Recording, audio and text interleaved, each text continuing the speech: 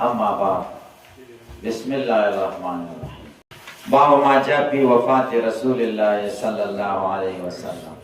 باب د په بیان د روایتو کې چې راغلي دي د نبی کریم صلی الله علیه وسلم په وفات کې. الله وبه قال حدثنا ابو عمار الحسين بن قريش وقتيبة بن سعيد وغير واحد قال وحدثنا سفيان بن عيينة عن الزهري عن انس بن مالك رضي الله عنه قال اخر نظرة نظرتها الى رسول الله صلى الله عليه وسلم كشف الستارة يوم الاثنين فنظرت الى وجهه كانه ورقة مصحف والناس يصلون. انس بن مالک رضی الله عنه فرمایي چې اخر قتل چې ما د نبی کریم صلی الله علیه وسلم ته وکتل هغه دا وه کشف الستارة یوم الاثنين، د دوشنبې د پیر په ورځ یې په پرده اوچته کړه. دروازه جومات ته راوتې وه د نبي علیه السلام، نو د پرده یې اوچته کړه. فنظرت الی وجهه، ما د نبي علیه السلام مخ ته وکتل، بیمار و. کانه ورقة مصحف، لکه د قرآن پاڼه چې یعنې دا تشبیه ده د رحمت په نزول کې، لکه د پاڼې د ورقې د قرآن باندې چې څنګه رحمتونه نازلېږي داسې د رحمتونه نه منوره وه. والناس یصلون خلف ابي بکر، خلقو د ابوبکر پسې شاته منځ کوه. فاشار الى الناس، خلقو ته اشاره وکړه تاسو ثابت شئ. و ابوبکر یؤمهم، او ابوبکر رضی الله تعالی عنہ خلقو له منځ ورکاوه. هلکه پرې پوه شئ. والقى السجاف یا والقى السجاف، او پرده یې خوشې کړه بیا. وتوفي من آخر ذلك اليوم، او د دې ورځ په آخره کې وفات شو. آخري چې امت ولید سب بسته خدای ته ولاړو بسر به سجود په اتفاق د ابوبکر په امامت. دا د امت آخرنی دیدار و چې نبي کریم صلی الله علیه وسلم د امت وکړو. الله وبه قال حدثنا محمد بن مسعد البصري قال حدثنا سليم بن احضر عن ابن عون عن ابراهيم عن الاسود عن عائشه رضي الله عنها قالت كنت مسند النبي صلى الله عليه وسلم الى صدري او قالت الى حجري فدعا. زه تکیا کوونکی وم نبي علیه السلام له سینې ته، زما سینې ته تکیا کړې. وقالت الى حجري، غېږې ته. فدعا بتستن، یو خانه کې راوغوښتلي، یبول فی ثم بال فی، تشو دسې پکې مات که فمات صلی الله علیه وسلم. وبه قال حدثنا قتيبة قال حدثنا الليث عن ابن الهادي عن موسى بن سرجس عن القاسم بن محمد عن عائشة رضي الله عنها انها قالت رايت رسول الله صلى الله عليه وسلم وهو بالموت وعنده قتل. رسول الله صلی الله علیه وسلم یې لیدلی دی د مرګ په حالت کې و، او د ده سره یوه پیاله وه فیه ماء، په دې کې اوبه وي. وهو يدخل يده فی القدح، دې پیالې کې به یې لاس دننه کو. ثم يمسح وجهه بالماء، بیا به مخ په اوبو موږه. ثم يقول اللهم اعني على منکرات الموت، خدای زما مدد وکړي په شدایدو د مرګ. او قال على سکرات الموت. وبه قال حدثنا الحسن بن صباح البزار قال حدثنا مبشر بن اسماعيل عن عبد الرحمن بن علي عن ابي عن ابن عمر رضي الله عنه عن عائشه رضي الله تعالى عنها قالت لا اغبط احدا بعون موت بعد الذي رايت من شده موت رسول الله صلى الله عليه وسلم. قال ابو عيسى سالت د دې چا څخه غبطه نه کوم د مرګ په اسانۍ، پس د هغې نه چې ما د نبي علیه السلام سختي لیدلې ده د مرګ. الله قال ابو عيسى سالت ابا زرعه فقلت له من عبد الرحمن بن علاء هذا؟ قال هو عبد الرحمن بن علاء بن اللجلاجي. وبه قال حدثنا ابو كريم محمد بن علاء قال حدثنا ابو معاويه عن عبد الرحمن بن ابي بكر وابن المليكي عن ابن ابي وليده عن عائشه رضي الله عنها قالت لما قبض رسول الله صلى الله عليه وسلم اختلفوا في نبی کریم صلی الله علیه وسلم چې کله وفات کړی شو، نو د ده په دفن کې اختلاف شو چې چېرته به دفن کوو. فقال ابو بکر سمعت من رسول الله صلی الله علیه وسلم شیئا ما نسیته، ما د نبی علیه السلام نه یوه خبره اورېدلې هېره کړې مې نه ده. قال ما قبض الله نبیا الا فی الموضع الذي، مگر په هغه ځای کې به دفن کېږي. الله د نبی روح نه اخلي د هېڅ یو نبي مگر په هغه ځای کې یحب ان یدفن فی، چې د خدای خوښ وي چې په هغه ځای کې دفن شي.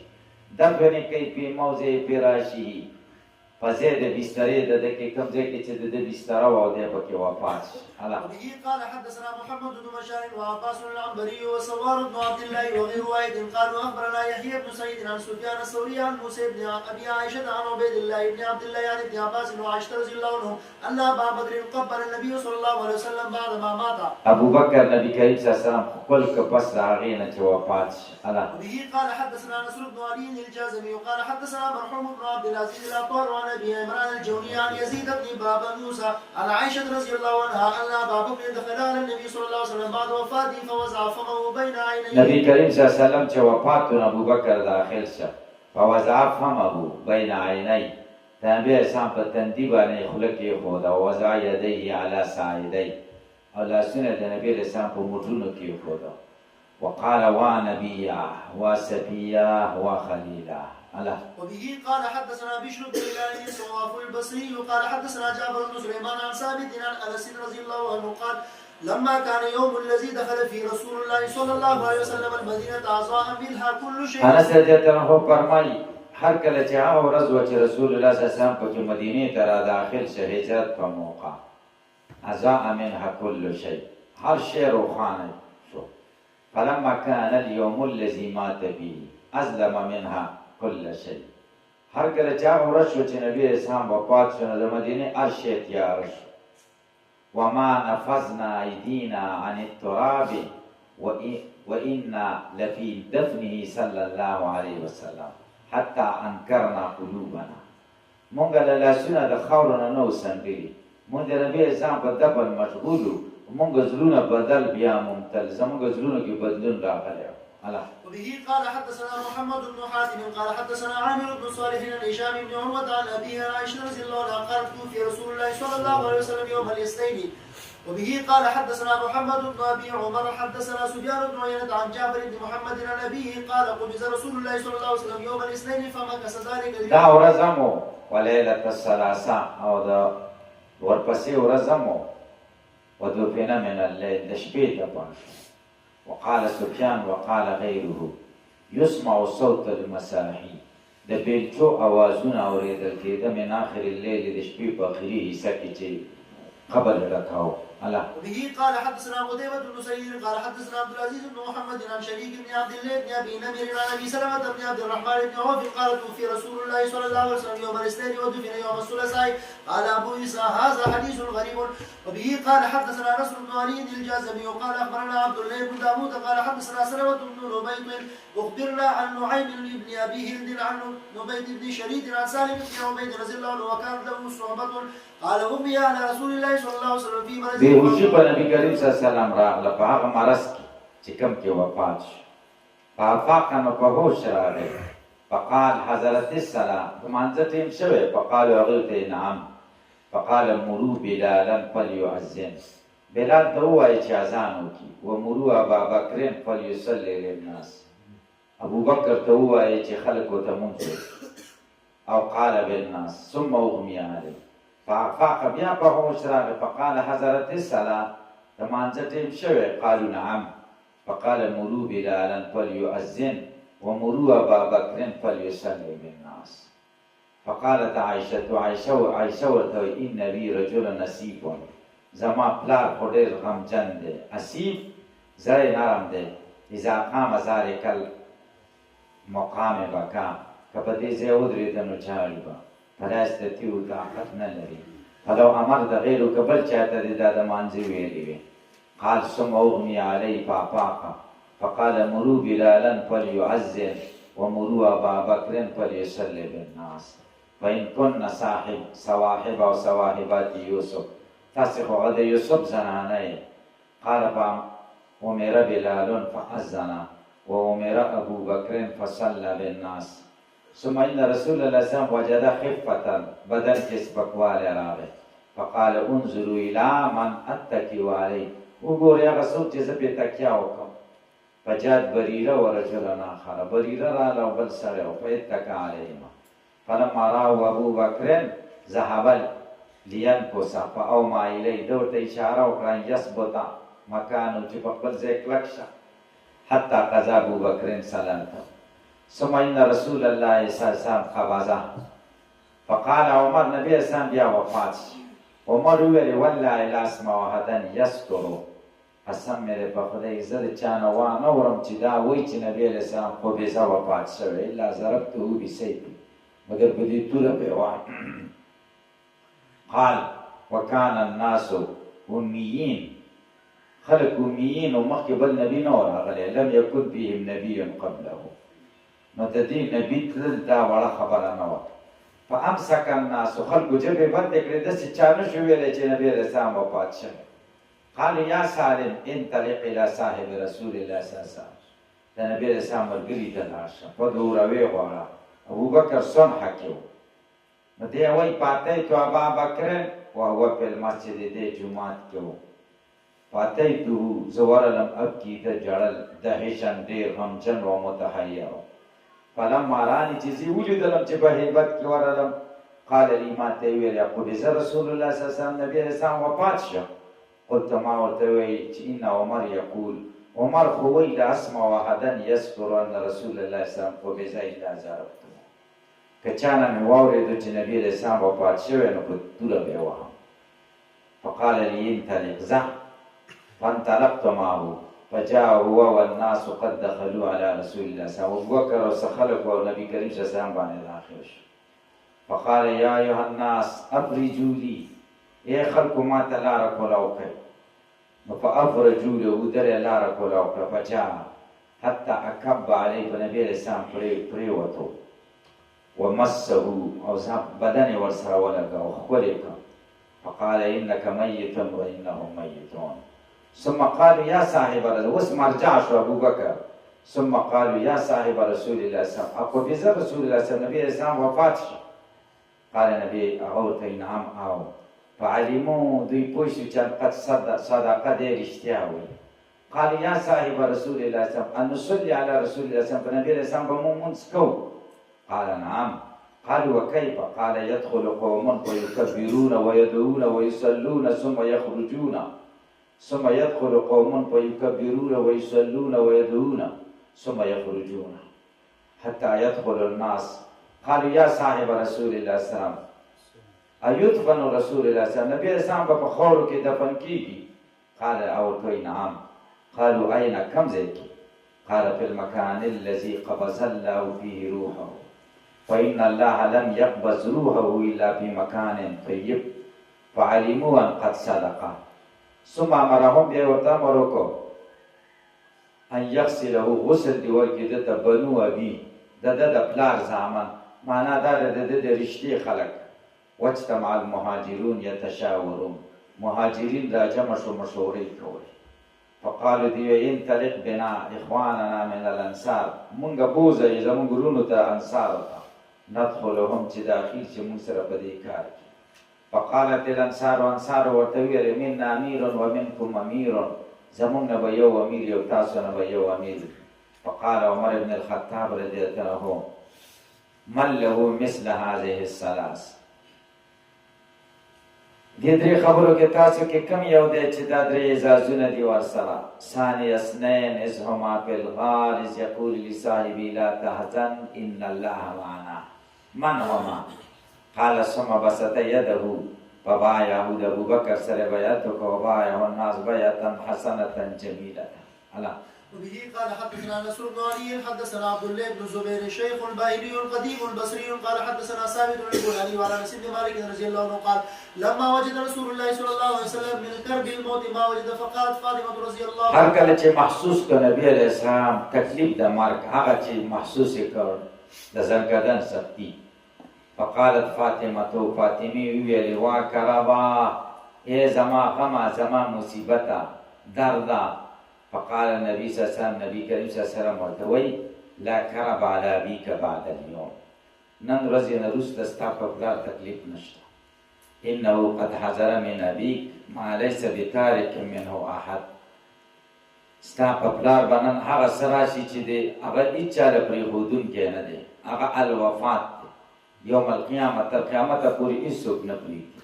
وبه قال حدثنا ابو الخطاب زياد بن يحيى البصري ونصر بن علي قال حدثنا عبد ربه بن طارق الحنفي قال سمعت جدي ابا امي سماك بن وليد يحدث انه سمع ابن عباس يحدث انه سمع رسول الله صلى الله عليه وسلم يقول من كان له فرطان من امتي ادخله الله تعالى بهما الجنه.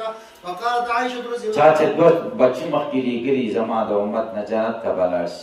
فقال عائشه فمن كان له فرطن قال ومن كان له فرطن يا موفقه قالت فمن لم يكن له فرط من امتك.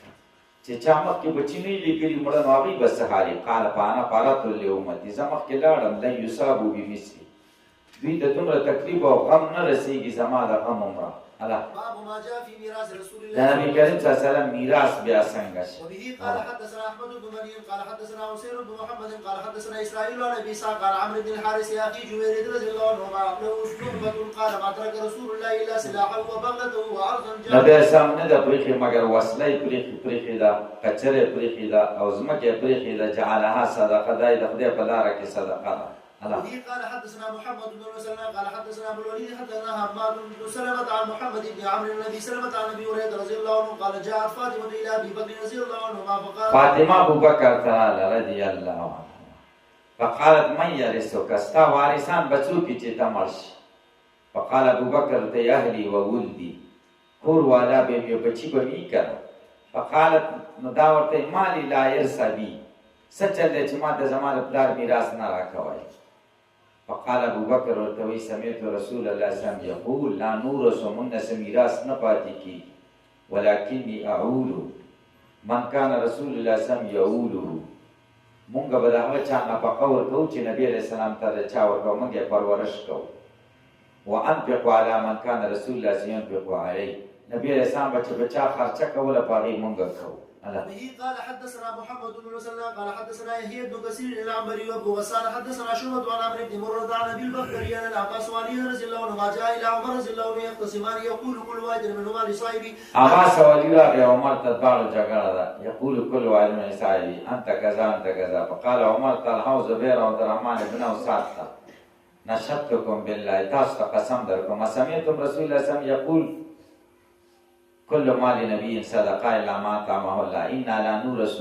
وفي الحديث قصه. به قال حدثنا محمد بن مسلم قال حدثنا صفوان بن عيسى عن اسامه بن زيد عن سوريا عن عائشه رضي الله عنها ان رسول الله صلى الله عليه وسلم قال لا نورث ما تركنا فهو صدقه. وبه قال حدثنا محمد بن بشار قال حدثنا عبد الرحمن بن مهدي قال حدثنا سفيان عن ابي سراج عن النبي رضي الله عنه عن النبي صلى الله عليه وسلم قال لا يقسم ورث بالدينار ولا درهم ما تركت بعد نفقه النساء ومؤنتي عامل فهو صدقة.